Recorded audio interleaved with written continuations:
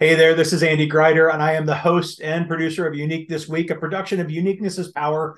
We are really happy to be able to bring to you today a really special guest. Rob Farjado is the founder of Leave Normal Behind, and it's a very creatively designed social impact movement which acts sort of as a member driven content and events hub for purpose driven people.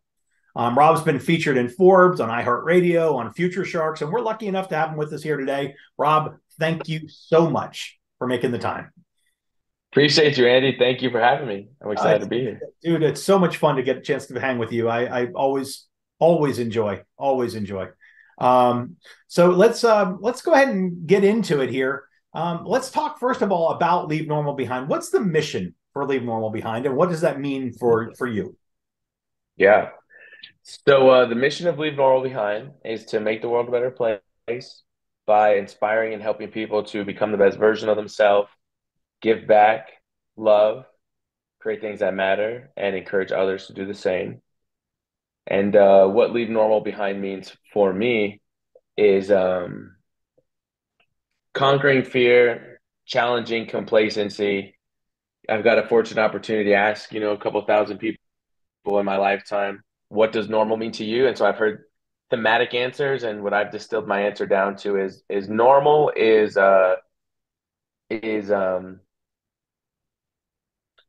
remaining complacent when you know you could do something better, when you know better. It's when you know you should do something to improve, like I should read a page in a book, or I can't make it to the gym. Let me like stretch for 2 minutes today. It's the little voice inside your head that kind of is your North Star on how you could improve. And you know better, and then you choose not to do it. And I think that know better part is really where normal sits and can go in deeper on like where I think service sits on when you don't know better. Right? If you don't know better and you're messing up, then that's when you need help. And that's why I think service is important. But for most millions of us in many areas of our life, we do know better. And that's why living normal behind is an everyday decision, you know? Yeah, it is. It is. And so let's talk about how Leave Normal Behind helps people achieve that goal and mission. How do you get people to know better or to Cool. act upon knowing better? Yeah. So for us as a company, we're a knowledge network resource sharing community. So how we support that is putting people in touch with like-minded people. We host weekly conversations. We also have a network and can provide connections to help people bridge personal and professional gaps. The fortunate thing about Leave Normal Behind is that by the time people get to us or get to our community, they have already taken a couple steps and have gone down the path of some form of self education. So, reading, watching videos, asking questions. That's typically the type of person who's leaving normal behind. So, and I think that's where it starts. But typically, people are finding that before they get to us. So we don't have a leave normal behind university, let's say. We do have something called the knowledge supply, which is mostly like quick summary books, tips, consolidated info on things that are useful. But I wouldn't say that's our primary function, mostly networking and knowledge resource sharing. So, Rob, the other thing that I think our listeners are going to want to understand is what was it that inspired you to create something like Leave Normal Behind? What was the catalyst? Yeah. So Catalyst was I was 19. I'm 29 now at the recording of this podcast, and I just transitioned out of two sports. I was going to school at Amherst College in Western Massachusetts. I was playing football and baseball there. Transitioned out of two sports, so I was going through my own self discovery period of who am I if I'm not an athlete? Playing professional sports was my first dream. I'd been an athlete my whole life for the first time. Now I'm a non-athlete, and going through the typical college questions of who am I, what's my identity, what's my role in the world, and I was fortunate to go through some of those illumination moments earlier in my life. I'm really grateful for that and was able to find my purpose earlier on, which I'm super grateful for. And around that time, I had read a quote by Ben Franklin that said, "The average person dies before 25 and is buried at 75." And that really spoke to me because through different experiences, and a particularly psychedelic one my sophomore year of college, I had this divinely divine illumination, the whole white light experience, star coming out of the night sky, the whole shebang. And, I feel like I got to a place that most people that get down this path get to, which is love is the answer for everything. And I was very audacious at that time. I was just learning about quantum physics, just got put onto The Secret, just learning about law of manifestation, So I'm like, if all it takes is certainty and intention and willpower, I want to really understand, well, what does it mean to actually make the world a better place? And for, thousands of years, we've known that the answer is love. Then what's the solution?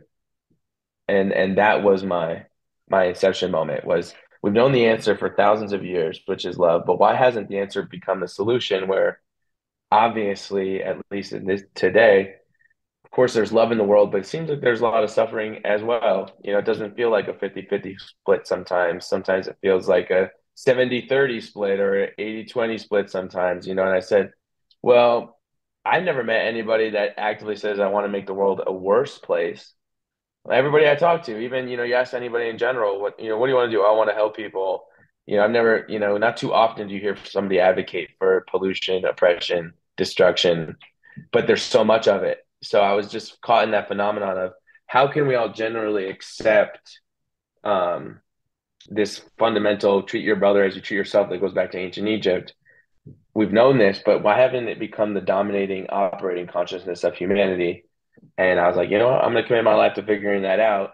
And I was like, whoa, it starts with helping people become the best version of yourself, right? If you don't know yourself, then you can't love yourself. If you can't, if you don't conquer that internal journey, you don't set up the opportunity to love yourself. And therefore you can't love others. And then Leave Normal Behind kind of emerged out of that, like Dude, feeling of finding a practical solution. that's beautiful. I love that. I love that. It's I do think it's the apathy that goes right along with normal. I think a lot of people, and then they get into the space where they feel like they can't do anything to help others, but they forget they've got to help themselves first, to your point that you made. So Yeah. it's a big, big play. I mean, yeah, and your huge heart and your love for others comes through in a lot of the things you do, whether that's feeding hundreds of families over Thanksgiving or helping prepare a lot of different big events that you've done, coordinating all that kind of thing. But one of the things I wanted Yeah. to kind of get into a little bit is talk about within Leave Normal Behind. How are you leveraging? Because I know you've got a wicked background and a lot of smart brain cells colliding together in the blockchain and NFTs and Web3 and DAO and things like that. Talk about how you incorporate that into Leave Normal Behind. Sure. I think in general, how Web3 can get incorporated into Leave Normal Behind is something around data sovereignty and autonomy, digital currencies.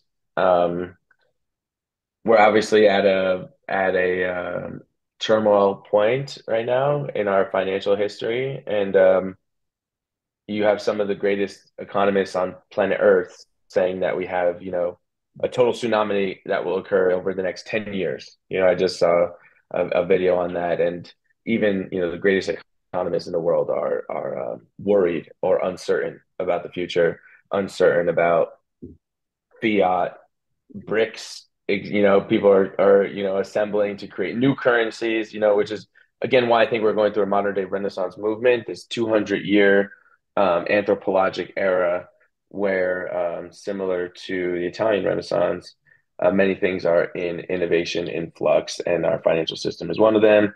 And I think people naturally are starting to, for better or for worse, consolidate into echo chambers of their own design based on your own values. And it goes from your media to who you hang out with. And so naturally, there's an opportunity to have a conversation about what type of currency or data sovereignty, particularly. Um, that's what I'm looking at most right now. Right How on. could you get paid for being alive?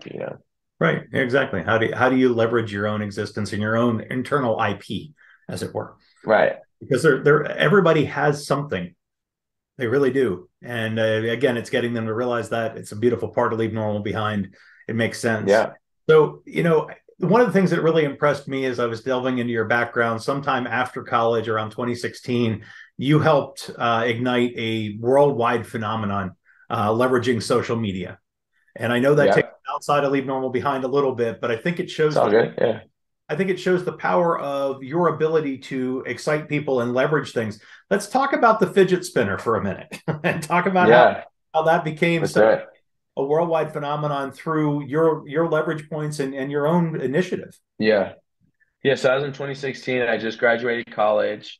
Um, there's a couple unfair advantages that we had to making the fidget spinner go viral. We had one resurfaced it. We passed up on the patent, which ended up costing us millions of dollars, and there's all backstory on that. But I guess the learning lessons from that story is timeliness, market research, and having the proper team building, truthfully. And that was the first time I saw something come from my mind in a way to be, something globally known.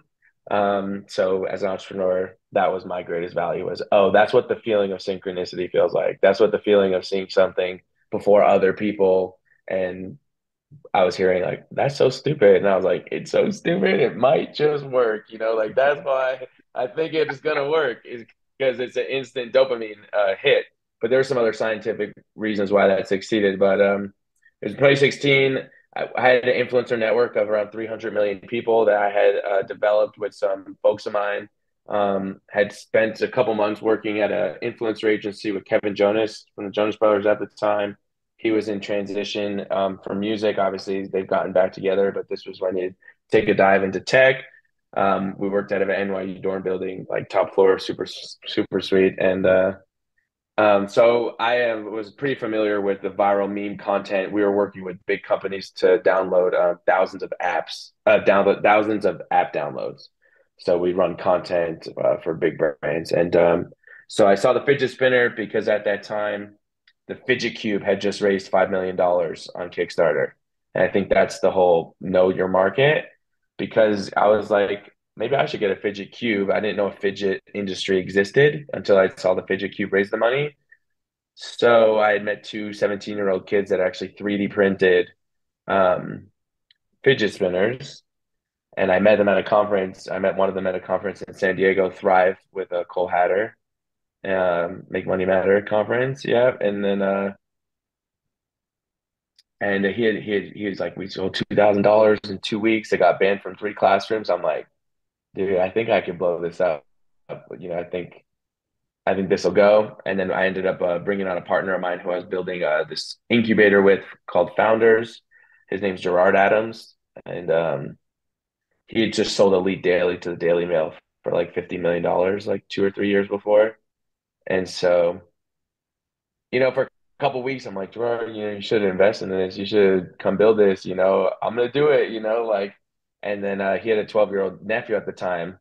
And then it got in the hand of his 12-year-old nephew who just played with it all day. Gerard comes into work the next day. He's like, dude, like, I'm in. So we seeded the company a little bit. And we had the opportunity to get the patent, passed up on it because of the team building portion of it. The two younger kids were the ones that were going to be the team leads. And I think it comes to branding, which I'm great at. And I just asked them, I said, is this a fad? Are you guys going to do other businesses or are we going to turn this into the Slinky? Right? Is this going to be an actual toy or is this just a viral moment? And of course, the fidget spinner wasn't as big, right? This is pre everyone knew about a fidget spinner, right? So it ended up being a fad almost because we decided it was a fad. Um, as soon as we put it up there, we blasted out to so many million people. It was on Alibaba. We were selling them for $20. You eventually could get fidget spinners for $3. Or less. Yeah. So yeah, or less. Exactly. I know, So I know cool little story. our downtown Atlanta, my son was a huge fan of the fidget spinners, and you could buy three of them for $5 in different colors, Right. right on the Yeah. street. So yeah, I mean, I get it, and it's but at the same time, what that actually provided in he had a lot of OCD issues, and uh, I hate to say issues. He had a lot of OCD, period. Um, and it was helping him focus. He could spin that. And Yeah. our daughter is the same way. I mean, she's a Rubik's Cube kid, but she's also a spinner kid. So Mm-hmm. it's just really, really That's interesting nice. stuff. Fun stuff. So yeah, thank you for your help in developing The my book. contribution. Yeah, Let's I go. appreciate it actually. My small contribution. Yeah, well, I was That's going to say awesome. no. I think your contribution's still coming. I think that's I think that Yeah, was yeah. that it turned into a fad. It's a little more hard pressed to find spinners these days. Right. They're around, but you have to look for them more. They're not on every True. counter everywhere.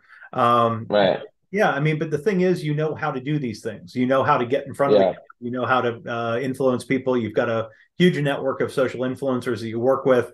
You also have a lot of places that you can be found. So if people are looking to find you, Rob, I mean, I know Addicted to Success, and I think it was Thrive Global, and a couple other ones. Where can they find your muses in writing?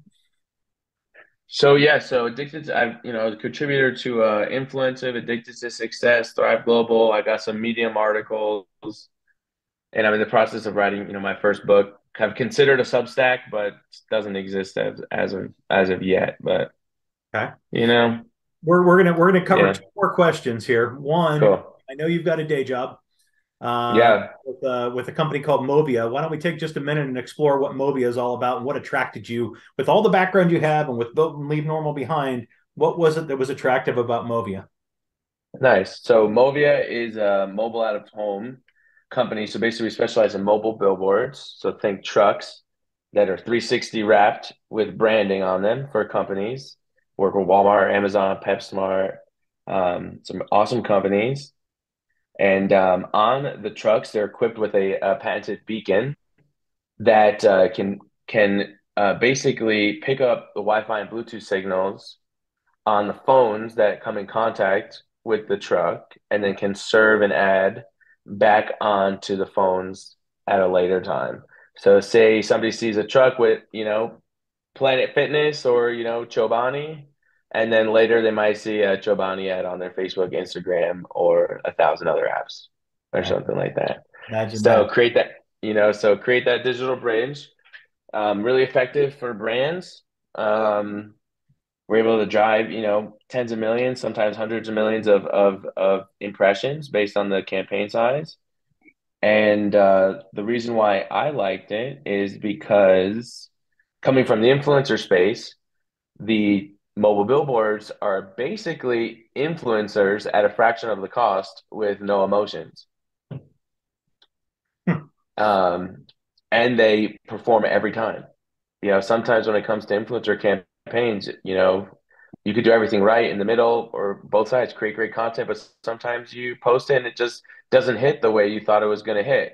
It doesn't convert the way you thought it was going to convert. You spent a ton of money with the influencer, especially as you get into the upper echelon of celebrity, athlete, A-list type influencer.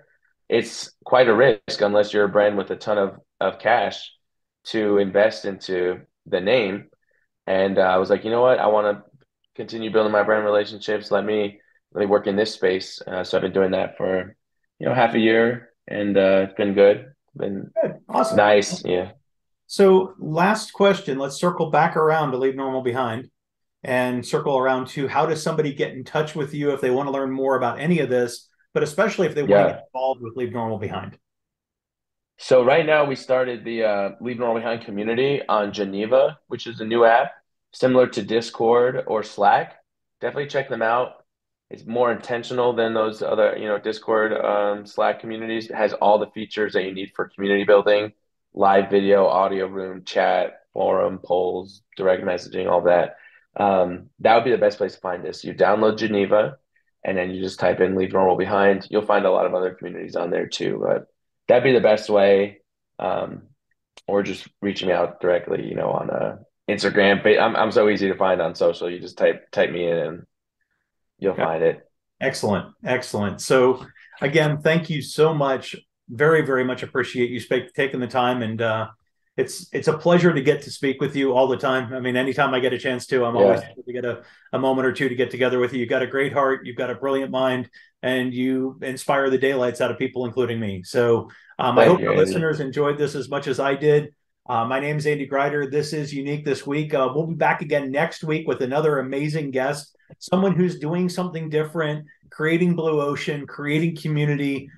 With Rob, it was doing it out of love. It was doing it from the right place. It was doing it from the heart and the head and the soul, which brings that all together into a global community type of idea. Again, just being intentional about your life, doing one or two more things each day that are right, because you know they're the right thing to do, and you're on your way to leaving normal behind. So check Let's Rob. go. And again, thank you guys. Appreciate you, Rob. Appreciate you, Andy. Absolutely.